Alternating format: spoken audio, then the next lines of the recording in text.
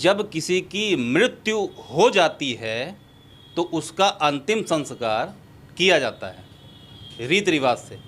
लेकिन आज मैं आपको एक ऐसे व्यक्ति से, स्वामी जी से मैं आपको मिलवाऊंगा।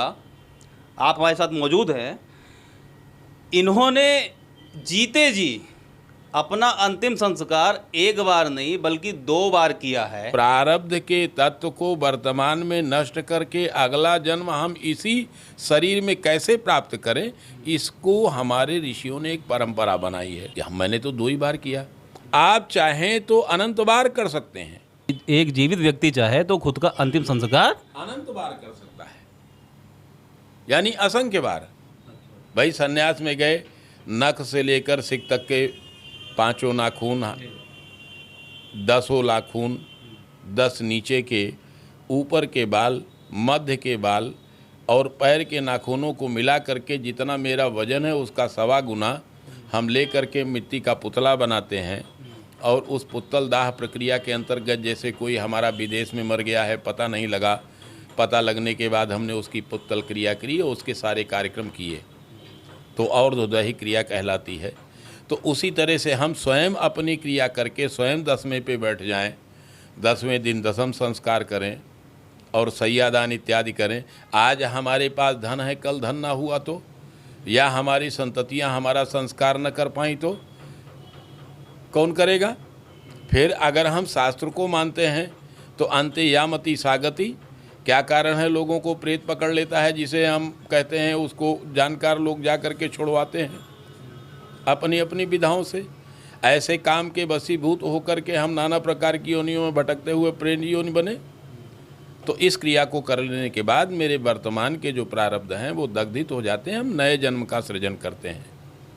तो यानी कि आपका कहने का मतलब है कि आपने अपना जो जीवित रहते हुए अंतिम संस्कार किया है वो अपने वर्तमान में जो आपका प्रारब्ध है उस प्रारब्ध को नष्ट करने के लिए किया है। करने के लिए किया। हिंदू धर्म में तो अंतिम संस्कार में जो है पे बाकायदा चिता जलाई जाती है। खुद की चिता को कैसे जलाया आखिर? लकड़ी खरीद के।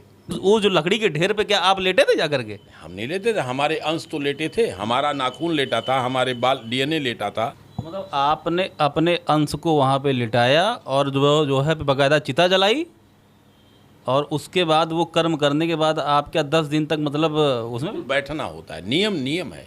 मतलब पूरे कर्मकांड जो किए जाते हैं अंतिम संस्कार में वो सही है। त्रयोदशा संस्कार तक। तो आपने यानी अपनी खुद की तरह ही भी कर डाली? क्यों नहीं करूँगा। तो आपके घर वालों में आपका परिवार भी होगा स्वामी जी, आप तो गृहस्थ हैं। मैं अपने घर का बड़ा रहा और परमात्मा की कृपा की स्वतंत्र रहा। जो हमने किया उसको कोई रोकने वाला हमारे सामने नहीं था। पिताजी के द्वारा दी हुई धर्म की शिक्षा हमारे शरीर में आज भी फलीभूत है। उन विद्वानों के भीतर बैठ कर के मैंने जो कुछ जानकारी ली उसको सद्गुरुदेव ने परिसंस्कारित किया। जब मैं सद्गुरु के माध्यम से अवधूत पद की शिक्षा प्राप्त करने गया उस समय भी कुछ क्रियाएं करनी पड़ी।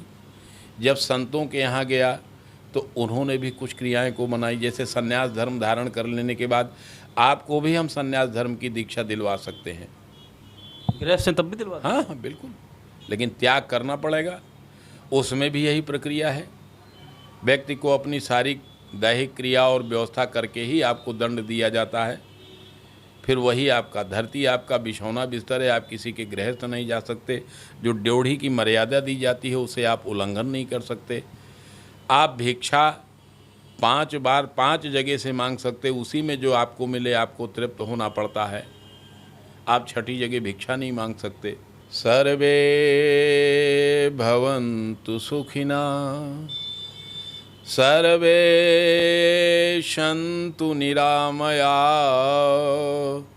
सर्वे भद्राणि पश्यन्तु मा कश्चित् दुःखभाग् भवेत् मा कश्चित् दुःखभाग् भवेत् मा कश्चित् दुःखभाग् भवेत्। ओम शांति शांति शांति ही। आयुष्मान भव। तो मित्रों, अब इस वीडियो को आप लोग ज़्यादा से ज़्यादा शेयर करिए और कमेंट करके बताइए कि आपकी भी यदि कोई जिज्ञासा स्वामी जी से है तो आप वो प्रश्न करिए, आपको उसका हल मिलेगा। बहुत बहुत धन्यवाद। जय जय श्री सीताराम।